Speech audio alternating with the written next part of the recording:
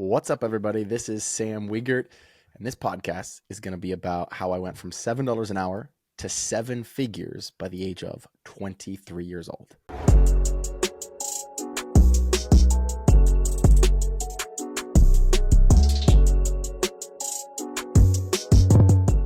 Mr. Sam Wegert, glad to have you on the show. Jesse Ray, Growth House Podcast. Welcome, Sam. Let's freaking go. I've been looking forward to this all day, brother. Dude, I can't wait. And a lot of people know Growth House. They know me from co-living. And I always want to make sure I give the co-living GOAT the props that he deserves. And that's Mr. Sam Wegert, or co-living king, as you would call yourself. I like the GOAT. It's funny. We were having like a marketing conversation the other day, and my team was like, okay, we need to give Sam like a title, so he needs to be known. What is he known for? And I was like, what about the co-living guy? And they were like, it's just a little weak. Like, who wants to learn from the co-living guy? And so they were all like, co-living king. And I was like, guys, I tried that. I told my wife about that, and she said, you're not a king of anything, so don't do that. She didn't say that harshly. She was kind of playing, but my team was like, we're going with co-living kings. They blasted out co-living king on all my social media channels, and I'm like, with the little king emoji, got the little crown going on. It's cool. Hey, it fits, man. You've been in the co-living game for a while. You've taught me a lot. And before we kind of go back and hear your story of how you got into real estate and then where you're at now, kind of give us an overview. What does that portfolio look like, and what projects are you working on right now? Yeah, the portfolio looks like about 170 right now, 170 doors that my wife and I own that are co-living doors. And we're constantly adding. We just made an offer on 16 more units in Asheville, North Carolina. We're centered in Charlotte and Asheville, North Carolina. We manage about another 150 co-living doors in these same markets. So, we're 300 plus doors. We will be at 500 co-living doors that we're managing in the Charlotte and Asheville markets by the end of March. So we're really excited about that. It's growing fast. And then some short-term rentals, but we're kind of starting to sell those off, and I own a commercial building as well. So we got a nice sized portfolio. And then, the projects that I'm working on right now that I'm most excited about, man, are in the co-living space. Like, I'm really bought in on this space. You know that, and your listeners will know that by the end of this podcast for sure. This is the bet I'm taking, is co-living. And I'm building co-living buildings from the ground up, so that we can build them with the right number of bathrooms and the right number of bedrooms, and they will be brand new, and I can actually build them really reasonably priced, and the numbers are going to be insane on the ground up development of this concept. So really excited. We can dive more into that if you want, but that's definitely something I'm very passionate about. We've got 4 ground up construction projects in varying stages, and I cannot wait to rock and roll on those. Oh yeah, we're definitely going to dive into that. And as I talked about before this podcast, Sam, you have so many great podcasts out there that tell your story. So I'm going to actually just reference those in the show notes. And I want to do our community a service by actually providing extreme value in deep diving into co-living. But let's just actually get a little bit of your story and how you got into co-living and why you think that's where you want to place your bet. Yeah. I mean, my story, we started this off by talking, I was homeschooled K through 12, raised in a town where the average income was like, at the time, about $18,000 per year. It's like $18,000 to $20,000 per year. And, I had a job when I was really young because my parents had 8 kids. They wanted to teach us good values. So they didn't give us a lot, but we also didn't have a lot, right? Is part of the what ended up happening. And so I wanted some things. So I got a job, and I was making $7 an hour pulling weeds and for my neighbor. And that was the coolest thing I thought I could do at the time. But I remember like searching the classifieds as a young kid, just being like, there's got to be jobs that pay more than $7 an hour, right? And I'd search the classifieds just to kind of dream of what my dream job would be. And from there, life kind of just transpired, and I was able to buy a martial arts school. I bought and I built and I scaled, and I just recently exited a chain of martial arts schools. And throughout that whole time that I was building this martial arts business, I was investing in real estate because I had some mentors, some people in my life that just told me real estate is a good investment. And it wasn't really more detailed than that. It was just like, I just knew 90% of millionaires were made from real estate. That's Dale Carnegie originally said that quote. I still think it holds true even today. Most millionaires are millionaires because they own some version of real estate. And so I just started investing in real estate and fell into the co-living concept by just house hacking. We all know house hacking. If you're listening to Jesse, you know what house hacking is. It's you live in one room and you rent out the other rooms. And I did that, but I kind of started to transition to co-living. And the difference between house hacking and co-living is house hacking is you live in the house. Co-living is it's a pure investment strategy. You are not living in the house. You're living in whatever house you want to, but you're providing this room rental shared housing strategy to as many people as possible. And so that is what I ended up kind of falling into through the house hacking. And I just went on this rant, went on this crazy journey of like, could I have 5 people to live together? Could 6 people live together? What about 7? What about 8? Could 9 people actually get along and not kill each other in a house? Yes, they can, believe it or not. And then we launched our 10-bedroom houses. And people thought we were crazy when I was doing 5-bedroom houses, and now we're doing 10-bedroom houses. And it's just crazy. But what's really cool about it is I was raised with 8 brothers and sisters, Jesse. So living with 10 people, 8 siblings, eight kids, plus 2 parents is 10 people. That was like normal. And we lived in like a already did 1,900 square foot house. Wow. So full circle. That kind of was what got me into it. I started to realize the cash flow was there. I started to realize just all the other benefits that I know you talk about a lot, Jesse, on your podcast of like, there's appreciation on these properties. There's depreciation on your taxes. There's principal pay down, meaning you're paying these things down. And I get cash flow. Like, come on, I want to invest in something. I don't like Bitcoin because Bitcoin, you win in one way.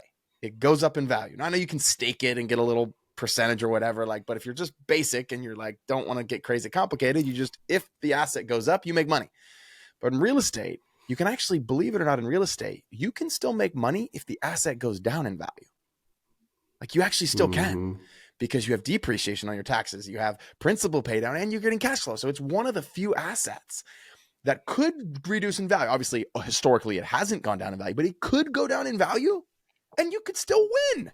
That's the coolest freaking asset in the world. There's another big benefit, I'll say this, and that is you could also do no repairs to the property.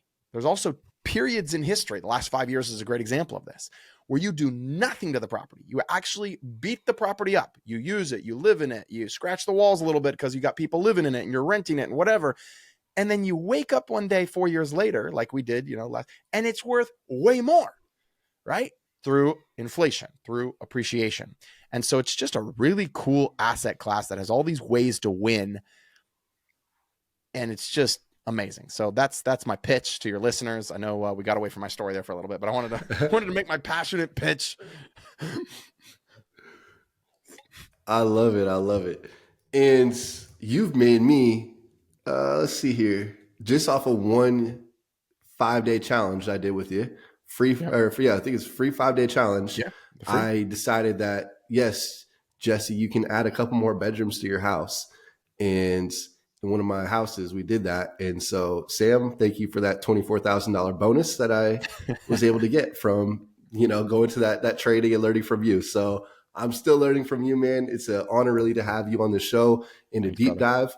I'm going to ask you some questions just for me personally, because I'm still in the strategy. And I think it's also really good to note that you are still in the weeds. You are still out there buying co-living homes. It's not like you just did it and then 20 years later, you're now teaching about it. Like, no, you're still active. And I think that's very different from a lot of people out there that are, people that you can go learn from or communities that you can join. Yeah. So let's get started. I've deployed $1 million in cash in the last 30 days in co-living properties. Walk me through this ground up development and then we'll go backwards. Yeah. So the biggest problem with co-living right now is, let's say someone listening to this podcast wanted to get their first or their next co-living deal. So you're like, okay, I kind of get what co-living is already because I follow Jesse. I've seen some of Sam's stuff, whatever. And I get that you're like renting out rooms in a house and you have to add rooms and bedrooms and some closets and some bathrooms maybe. And you're like, cool, I want to do this. Well, what you have to do is you've got to go and find a house that's got enough square footage. You got to add the bedrooms and you've got to go in and add these bathrooms. But sometimes these bathrooms you're adding, they're in weird places. And every time you go buy a property, it's a little bit of I don't know if the right word is a niche rehab. It's a little bit of a weird rehab, right? It's like, oh, like, I don't know, like, what do I put this here?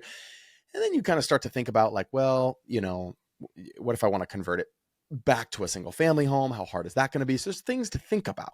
Now, as a side note, if someone ever wanted to convert, for me, how I think about it is if I convert it to a co-living house, I might not ever sell that as a single family home again. I might just sell that to another co-living investor. And that's what people are starting to do now. So you probably never will need to convert it back to a single family house, but you might want to think about that at least in the back of your head somewhere way back there, right? My point is, it's just nuanced. And for your first or your second, or frankly, even up to say 6 or 7 properties, that's what I would suggest all your listeners do. You can do it super easy. You can get your first co-living house that could net you 1, 2, 3. I mean, one of our coaches right now, Dante, who I think you know, is netting like $4,000 from one co-living house in Los Angeles. It's freaking insane because he like added an ADU to the garage and now he's making all this money. And so my point is, 1 or 2 of these properties can radically change your financial career, radically change your financial future. Yes. But they're a little odd, And so when you get to my level and you want to scale, you're like, okay, how can I do this faster? How can I do this more? How can I use other people's money and really build what I want to build, a multiple 9-figure portfolio, right?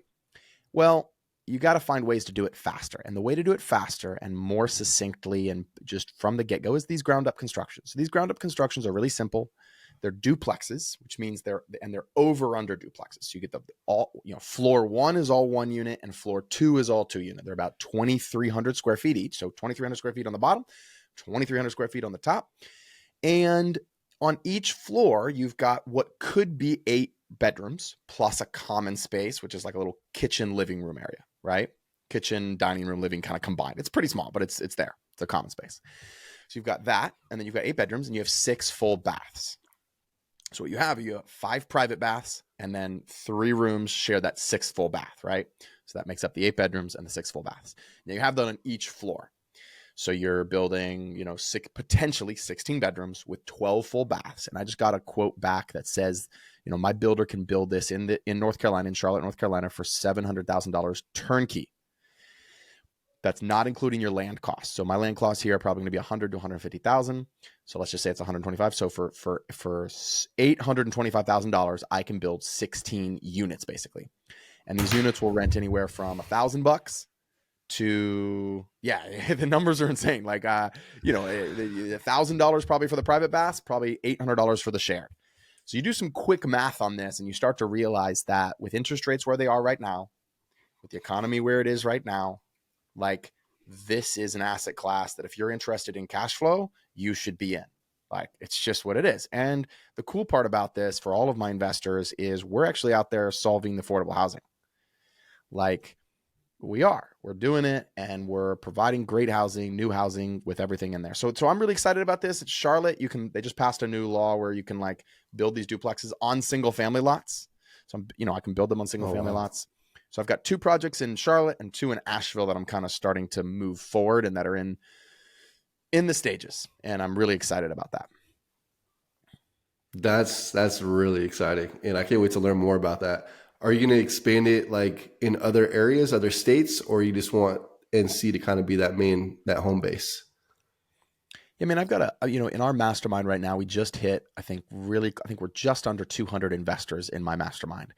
And they have co-living homes all over the United States. So I'm more interested, frankly, in supporting them. Obviously, if someone brings me a great deal or I have a great partnership or whatever, then I think I'll be interested in, in doing that and expanding. But I really think that Charlotte has a great need for housing. So, I think Warren Buffett says, put all your eggs in one basket and then watch that basket like a hawk. That's his like philosophy of investing versus diversify. And maybe there's a place and a time for diversification. But for me, I'm betting on North Carolina. I'm young enough where if the bet doesn't work out, I'll be fine. I know I can come live in Growth House. I can handle it, and I'll just start again. So like I'm placing my bet and putting them in a basket of co-living. I'm putting them in the North Carolina basket, and we're just going ham. And we're gonna see how things go. So far, so good. I love it. So we have a lot of people in our community and who are listening right now who are transitioning out of that corporate job. They want to leave that rat race. They're trying to get, anywhere from 8 to 12K is kind of like the number that most people are trying to hit, to then go do what they want, build what they want. And both of us are all in and believe that co-living in real estate is kind of the way to go, especially if you want to hit those numbers. It doesn't take that long. Talk a little bit about that and why you think that co-living in real estate in general could be your best way to hit those numbers. Yeah. I have two. I'm going to give the worst. I'm going to give what I think is the best advice to someone in that position. Don't quit your job and try not to live on 8 to 12K. If 8 to 12K, I'm assuming you meant a month. Did you mean a month? Correct. So that's 100 to 144,000. Yo, if you Mm-hmm. single and you live in 144 and 144 grand, you need to you need to cut some expenses. I'm just gonna tell you that right now, because you live in too high. Look, I'm not here to. I'm not a. I believe in abundance. If you want to live on 150 grand a Mm-hmm. year, no problem. But if you're trying to make that transition, I would say like try to live on 3K. Like if you can do that, you could probably do that with one house, and then you good. Then you'd at least feel, Yes. because here's the thing, like I know guys, and everybody should take this lesson. I know people who are making 250 a year, 550, and 550,000, 550,000 a year, million a Mm-hmm. year. But it don't matter if you spend a million a year. You actually aren't getting ahead in the, like you mentioned, the rat race. You actually, some of my most wealthy friends from an income standpoint are the poorest from a wealth standpoint. And so you have to, Mm. if someone's in their 20s or their 30s, you have to realize that there are seasons to life. There's seasons. And I know there's different philosophies out there on that, but my mom used to always say this Bible verse. My mom was very religious, and she used to always say, Sam, it's good to bear the burden. I don't know, now I'm butchering the verse, but it's basically like good to bear the burden of labor in your youth, something from the Bible. And she was like, because you have the energy for it. So Mm-hmm. go ham, go build. There's a season of building. And so I liken it to like being a prince. When we're in our like early 20s, we're probably like knights. And knights are out there. We're just conquering shit to conquer shit. We're just having fun, putting our trophies on the wall. Look what I did. We're knights. And then we wake up one day and we go, oh shoot, if I just go out and do shit for fun, I'm not going to have the castle that I see all these kings. And I'm speaking mostly for men. It's kind of a guy's analogy, but like, I'm sure there's lots of women that listen to you, Jesse, just because I'm sure they watch you on YouTube too, because you're a good looking guy, right? But like, you got these, but for guys, there's Prince. And I think women go through a similar stage as well. And you kind of wake up, you're like, I want to have that castle. And so you've got to Mm. buckle down and actually build that castle, because you and we see guys in our worlds that are like kings. They have this huge castle and they're a little bit more settled, a little bit more stable, and life just seems to kind of work for them. We're like, okay, we want to get to that place, right? Well, step one, reduce your expenditures, because the larger you can make that gap of what you have to invest, save first and then invest, the faster you can get to that castle, right? And that was my genius. I made a game, a literal game of every paycheck I would ever get. I'd be like, can I save 40? Can I save 50? Can I save 60%? Like, let me pull this out, stick it somewhere where I can't see it, and then play the game of how do I live on what's left. And that's fun. That's kind of fun. You're So like, good. okay, I got $500 to live like the next couple of weeks. Let's see how this works out, right? And it's fun. So that's the game I would encourage someone trying to make that transition to play. But the other thing I would say is don't quit your corporate job. And the reason I would give that advice is because, banks love a W-2 worker. So if you're in a W-2, I don't care if your boss is harassing you every day. Hang on to it. It's terrible advice, right? I'm just like being playful. I'm being dramatic to make my point. But like, you're going to work, you're getting harassed every day. But who cares if you got a W-2 and you can go to a bank and the bank's going to give you money, and you just need to start buying a house. You need to go get a good loan. And on that first house, if you follow Jesse and I's systems and all that we do, whether it's growth house or just traditional co-living, whatever you do, your first house, you can live in it. You can live for free and probably make anywhere from 2 to 3K if you're managing it yourself. Pretty freaking cool. Mm-hmm. Not promising that to your listeners, but like, go tell me one other thing you can do. Live for free, make 2 to 3K, but you need a W-2 job to make that happen. Now, you don't need to. There's other commercial type loans, but they're a lot harder to get. They're just more difficult. They're more pain in the ass. The interest rate's going to be higher. You're going to have to put more down, blah, blah, blah, blah, blah, right? So use that. For me, I had a W-2 for a long, long time, and that allowed me to move one time per year for 6 years. So I got 6 houses by putting 3 to 5% down. I know you teach this strategy, Jesse, and it's so basic, but I'm just trying to, like, if I could just jam it into people's heads, like, do it. Like, that's what you need to do. Buckle down, because 6 years you could be financially free with 6 houses, right? I mean, you mentioned if a house could produce, if a co-living house, which it can produce $2K a month, it can, then 6 times 2 is your $12K. Now you have $144,000. You can go live wherever you want. But, this generation, we're millennials, right? And so we get a bad rap because people think we aren't willing to sacrifice for the long term. But I don't know if that's true. But I do know it's true for some millennials. Don't let that be you if you're listening to this and you're a millennial. Like, 6 years is nothing in the grand scheme of life. In a 90-year-old life, it's nothing. And then you have all the rest of your life to be free financially. Like, that's a pretty amazing accomplishment that most people in the world don't do. Most people in the United States don't even do. And we're the richest country in the world. That's my advice. Gosh, I'm so glad you said all this, because, people can hear me talk about this, but to have the co-living GOAT come and back everything I say up definitely helps with the audience, I think, listening a little bit more. But it's so true. You mentioned so many things there. You mentioned, living below your means. You mentioned delayed gratification. Yeah. You mentioned just being frugal, because at the end of the day, especially if you're just starting off with your career, there's no need to try to keep up with the Joneses. I think it's such a big thing, which is, it's sad that people get caught up in that, because like you said, it doesn't take long. It takes you 5 to 6 years, 5 to 6 houses, maybe less. I did it in 2. So there's ways to do it, and you don't need all this crazy income. So, man, that was so good. Good point. I would say, let's do a deal that one of your students has done recently, so we can kind of really walk through this process with someone who's looking to do this. I always like, and you mentioned it, I think going through a deal, talking numbers, whether it's your own or one of your students, let's do it. Yeah, and I could have probably been more prepared for this. Let me do a deal that I just bought, because it's the one I know the most right now. How about that? Just bought. So I just bought this house, and it was cool because it was actually came to me. It was an off-market deal. Now, one of the beautiful things about co-living, everybody listening, is that most of our deals that we buy are on-market deals. Jesse, I know you've got a really cool story about how you door knocked for an off-market deal, but I buy most of my deals on market. And that's the cool thing about co-living, is you can find deals on market that still cash flow tremendous amounts of money. So you don't have to do all the work of knocking on doors or calling people or sending text messages or sending letters to people's houses trying to get them to sell their house. But I have a wholesaler, and a wholesaler is nothing more than someone who looks for homes off market. And he sent me this deal, and the address of this deal is 3000.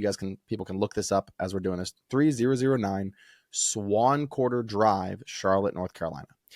And this deal, I just closed on it for $317,000, and it's a 3,000 square foot house is basically what it is. And so I bought it for 317. I'm probably going to put a good $40K into it to update it, add a bathroom, put some walls and things like that. But 317, let's round it up and say 320 plus 40K is 360.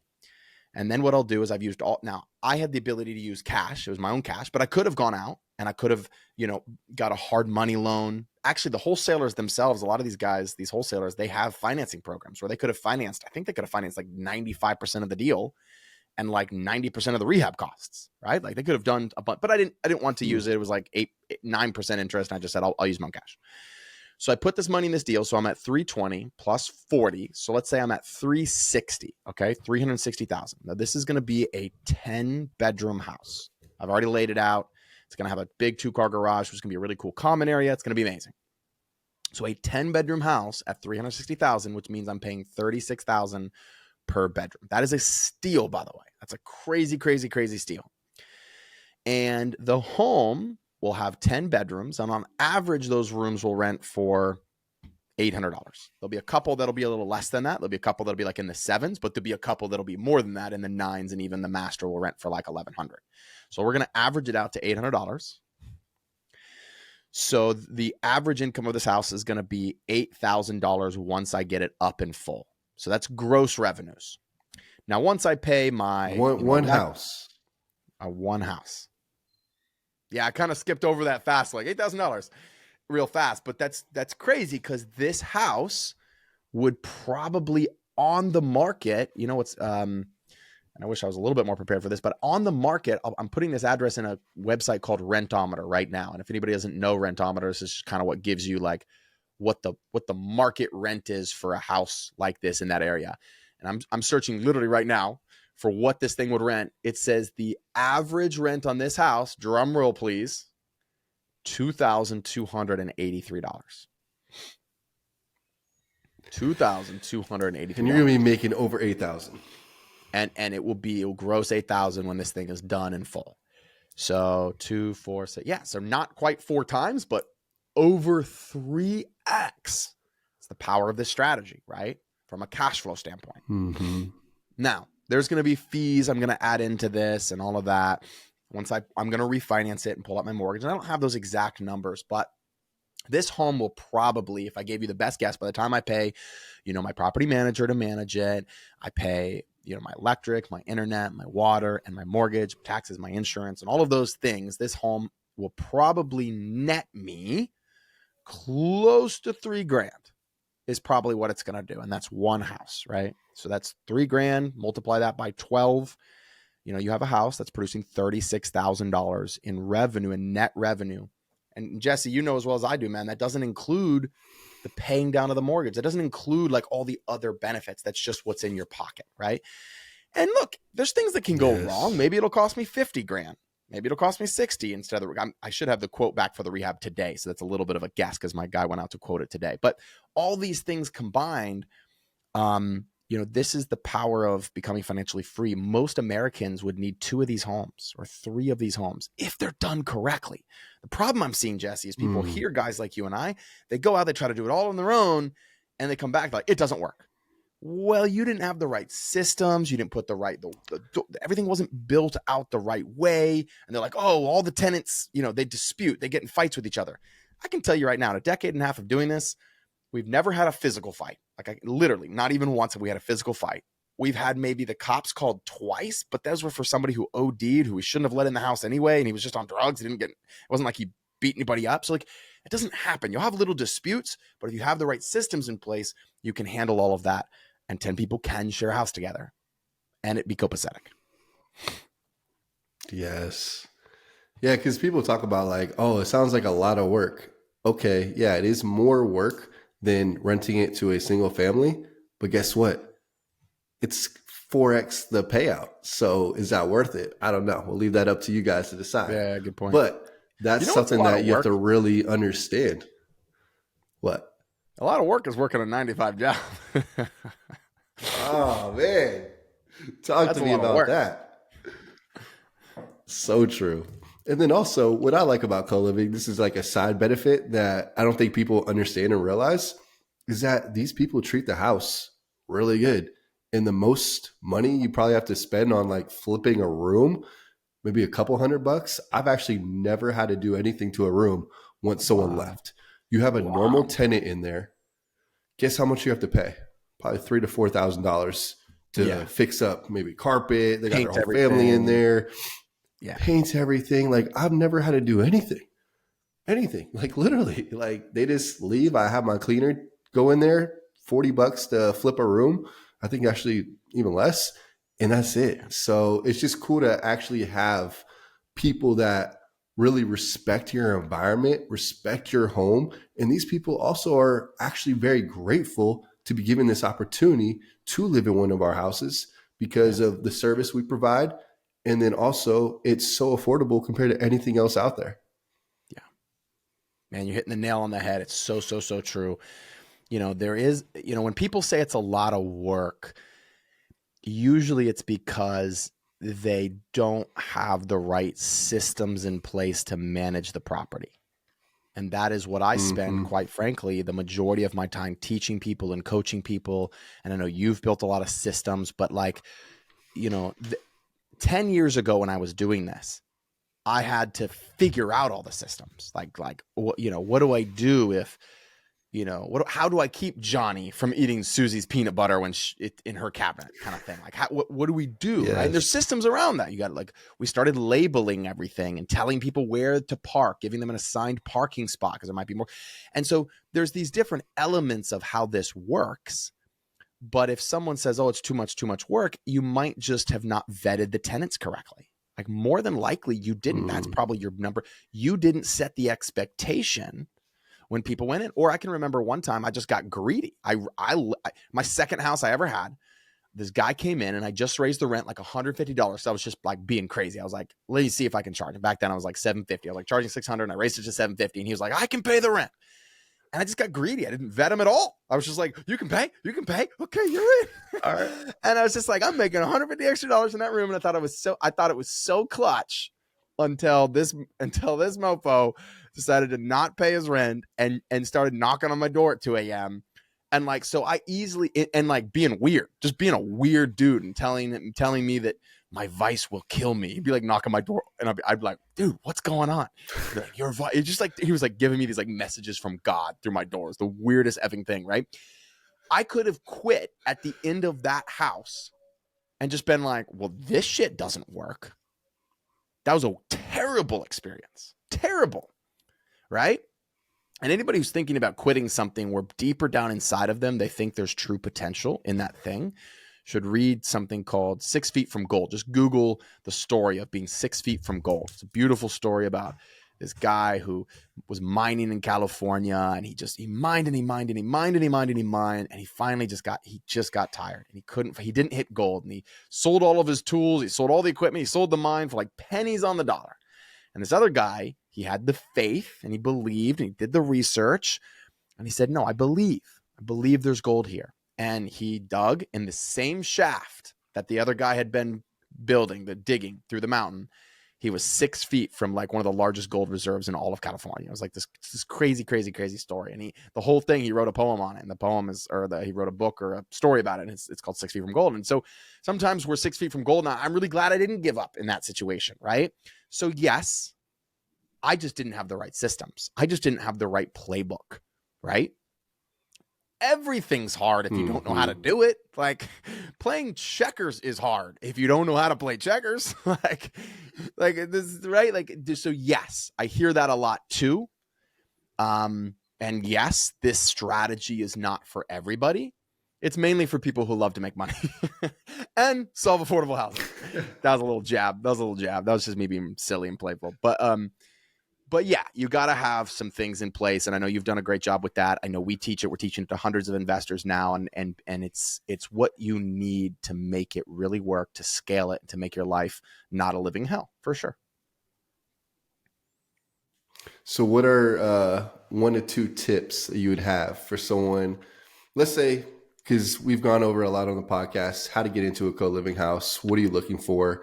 And then they can reach out to us to even have, us help them find one. Right. But tip number 1, what would be your number 1 tip for someone as they're setting up their co-living house? To like make it run smoothly, you're basically asking, like, how do you like, yeah. I would say a couple of tips. Definitely think through the parking in advance and give assigned parking spots or give a parking plan. And then make sure like room 1 is parking where room 1 should. Like that will keep down, especially if you're in a neighborhood where the homes are a little closer together or whatever. You want to make sure that you eliminate any neighbor complaints or anything like that as much as possible. You can do that through a parking plan. So just like jotting it out. I used to just kind of take a sheet of paper like I have in front of me now and kind of just put room 1 parks here, room 1, kind of engineer it a little bit, So that's one thing I would say. Definitely labeling. I'm sure you talk about labeling. We talk a lot about labeling all the spaces where personal items could be. So that could be the laundry room.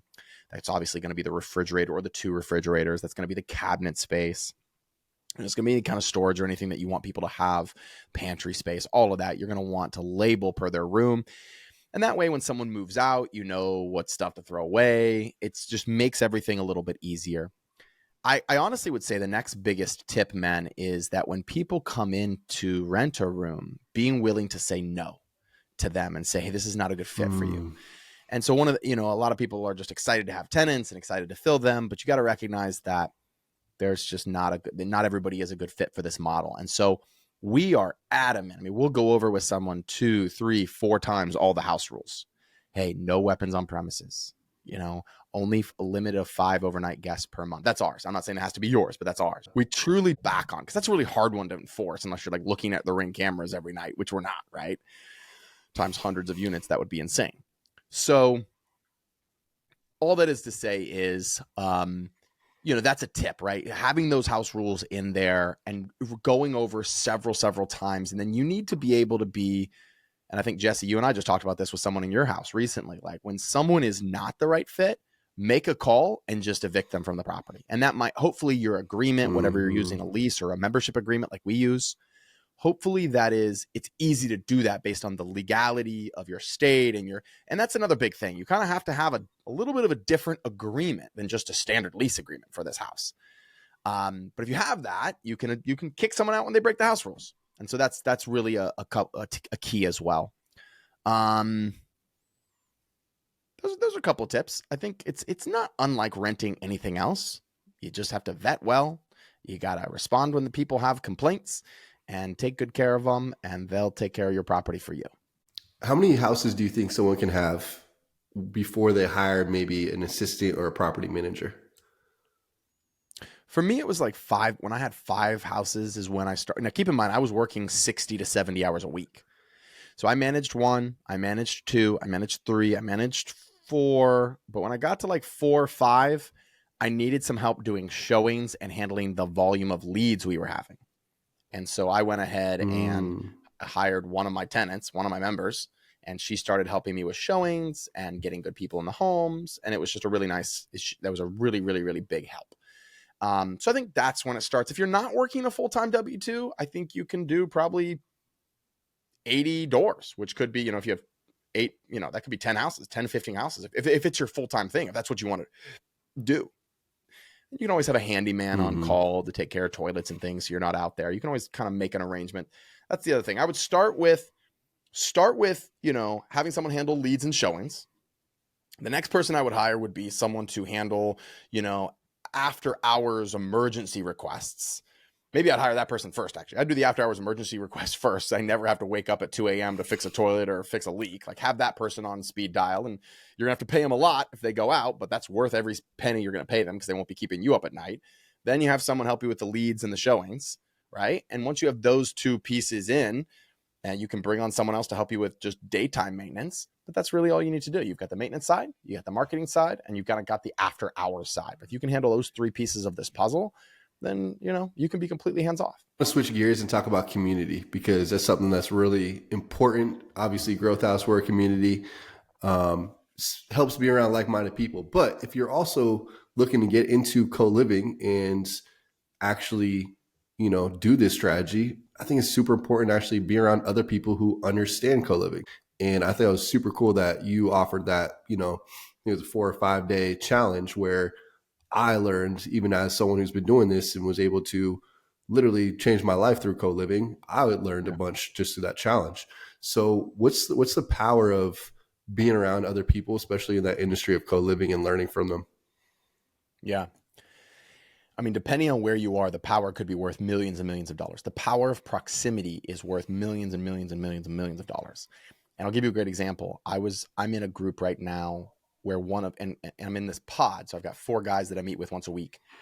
And one of the pod members calls me up and he says, "Hey, Sam, you're doing co-living. I want to talk about this." I said, "Sure. What do you want to do?" He goes, "I'm a developer and I live in Gatlinburg, Tennessee," which is like Pigeon Forge. It's like this really popular tourist area.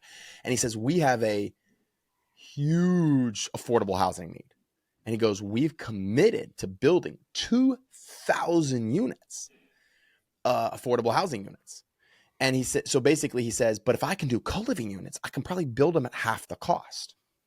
And so we had this whole conversation. And my point is, he didn't know anything about co-living before he knew me.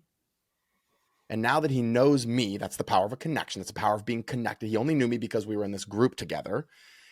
It could have just saved him, half the cost of building 2,000 units, which is going to be tens of millions of dollars.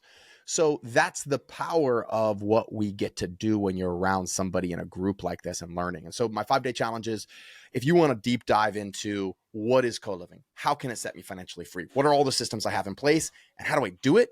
You got to come to a 5-day challenge. All you have to do is go to www.scaleyourrealestate.com, and then you will register and get on the waiting list for the next one, which I think starts March 4th. But it's a community of people trying to support each other to become financially free and do something good for the world. And I call that social entrepreneurship. A social entrepreneur is someone who wants to do good and do well by doing good. And that's what we are. We're out there trying to solve the world's biggest problems, and let's make money doing it. Nothing wrong with that. I love it. And on top of you making money with the co-living, you're actually giving, I'm pretty sure I remember you said this, you give like someone a book and then also like kind of a welcome gift whenever they come in the house, and knowing kind of where these people are at in their life. These gifts are actually something that could potentially change and transform their life. You want to talk about that real quick? Yeah, so I guess I kind of took that on the tangent of like being around like-minded investors and people who know that. But if you're talking about, that's the way I was going. Okay, got it. Yeah. So as far as the community we're creating in these actual homes, I mean, community, here's how I think about it, Jesse. To provide a house for someone, to provide a place for someone to live is the most, in my opinion, is one of the most intimate things you can provide for someone, right? It's where they're going to sleep. It's where they're going to eat. It's where they're going to hang out. It's where they're going to do a bunch of other things we won't talk about on this podcast. But like, this is where, like, it's your home. And like, so to provide that and to think through as an investor, to think through what else can I do to add value to these people's lives? And so for us, that's throwing community events every year where we throw parties and we host them and we give them gifts when they come in. And one of the gifts we give them is a personal development manual where that teaches them about exercising, goal setting, and finances, and meditation, and affirmations. And these are things, frankly, that were just very powerful in my life that I learned from guys like Tony Robbins and Ed Milet, and just from being a person of personal development. And there's some spiritual stuff in there, meditation. And so I want to find an avenue in everything that I do in life. I want to infuse my values. And one of my values in life is making a difference. Leaving the world, as my mom used to always say, I want to leave the world just a little bit better than I came into it, here with. So my job is to do that. And if I'm going to do that, I'm going to give people a gift card. If they finish the exercises in this manual, I just got an email the other day from one of our members, and he said, I want to thank you so much for the gratitude journal. He called it a gratitude journal. Really, it's much more than that. But he said, I've been wanting to start a gratitude practice in my life, but this actually helped me lock in the habit because it's got exercises and you fill it out and then we give you money if you finish it.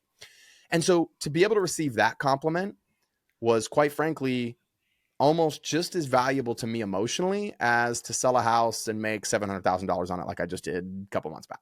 Like, those are pretty equal. Like, I don't want to say they're equal, but they're pretty equal. Like, they're, and so to be able to do that is powerful. You can put your head to bed at night, every night, knowing I made a difference in someone's life. And I used to do that through martial arts, and now I do that through real estate. And here's the truth. There's not a lot of real estate investors, in my opinion, that can do that, right? Because they're so focused on the money. They're so focused on the numbers. We get to create community. We get to impact people's lives through what we do. And so we're taking full advantage of that in the best way possible.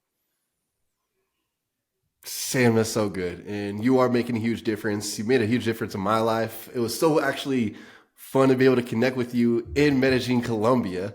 Literally spent Christmas on top of a mountain up there, doing a hike, doing a workout. And honestly, just grateful for your friendship, bro. We got to tell them that story, man. I've been telling everybody that story. So Jesse and I happened to be in Colombia at the same time. We happened to be in the same city, and it's Christmas Day.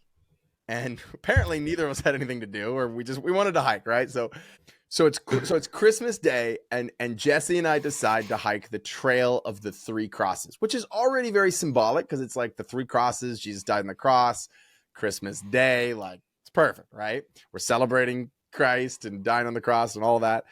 And then we book this Uber, and the guy's name that picks us up in the Uber, his name was Jesus, spelled exactly like Jesus. I think they pronounce it Jesus, but hey, close enough. So Jesse which is also a very biblical name, isn't Jesse? Jesse's a very biblical name. Jesse and Samuel, which is my name, my full name, my mommy, which is also a very biblical name, get in a car with Jesus on Christmas Day to go hike the trail of the three crosses. And anyway, I was tripping about that for the next like 2 months. I just felt like I was in spiritual heaven. It was really fun. Man, no, it was a great time. And the craziest thing is, like, at the beginning of the year, I always write down some of the people that I want to connect with, I want to build a relationship with, whether I respect them in business, and just in life in general. And you're one of those people. And it was so cool to be able to connect through, I think Diego was one of the first people, and then get to know each other. And then actually to get to hang out in person in Colombia, it was just next level, man. So that was amazing. What I want to do is, right before we wrap up, how do people find you? But first, Growth House is a very go-giver community. So we want to provide value to you however we can. So if people reach out to you, no one's going to say, hey, can I pick your brain? Or can I take you out to lunch? That's very basic. We actually want to provide value and then see where it goes from there. So how can someone in the Growth House provide value to you when they reach out? Yeah, man, that's great. I mean, you can bring deals to me if you really want to provide a lot of value. You can at lunch. I'm as You long as sound it's the right lunch. place, lunch could be value, man. Like I love me a good lunch. Hey, I'm living what I'm preaching. I'm still trying to reduce my expenses. I love it. I I say love that it. kind of jokingly. My wife always tells me, she's like, Sam, compared to what we could live like, we're living on so little. And I always look at her and I'm like, do you want me to like, baby, I'm about to pull up the checking account right now. We do not live on so little. We live in a multi-million-dollar house, both drive Teslas, we travel all over the world. I'm like, oh my gosh. But it's okay. I love her to death. And she's actually extremely, extremely frugal. She's perfect for me. But anyway, that was a tangent. You can, yeah, just show up. How you can get in touch with me is at Sam Wegert on Instagram is probably the best way. At Sam SAM and then Wegert WEGERT. Or if you're interested in doing one of our 5-day challenges and learning more about co-living and how it can support you and rocket you to financial freedom, go to www.scaleyourrealestate.com. But otherwise, man, value for me is just spreading the word about co-living. Value for me is honestly you taking your life and doing your best to change your life. That means a lot because that means encouraging me in what I'm doing. It means a lot. Sharing with me how maybe my content is helping you. You've done a great job of that today. That means a lot and gives me fuel to keep going and keep reaching people. So all of that, man. And it's been an honor to be on and just really appreciate you and everything you're doing and your sincerity. And I think you're going places, man. You're just getting started and it's really beautiful to see how far you've come. I appreciate that, man.